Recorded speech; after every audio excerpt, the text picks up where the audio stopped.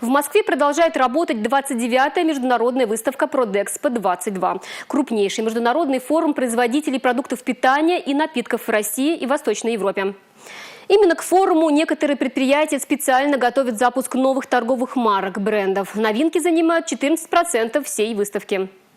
Свои экспозиции на выставке представили и 8 предприятий Чувашии. На коллективном стенде компании презентуют большую часть своего ассортимента, дополнив его новинками. Также чувашская продукция представлена на индивидуальных фирменных стендах. Участие в выставке международного масштаба позволит предприятиям нарастить объемы продаж, расширить географию сбыта, продемонстрировать свою продукцию потенциальным клиентам.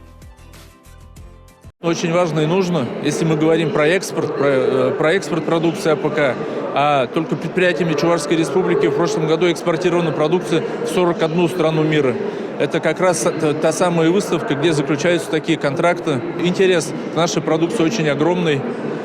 Подходят и федеральные сети, и представители других регионов, других стран. И однозначно, я думаю, все это закончится заключением интересных для Чувашской Республики, ну и вообще взаимовыгодных таких контрактов. Отмечу, что в Москве работает наша съемочная группа. Подробности завтра в выпуске программы «Республика».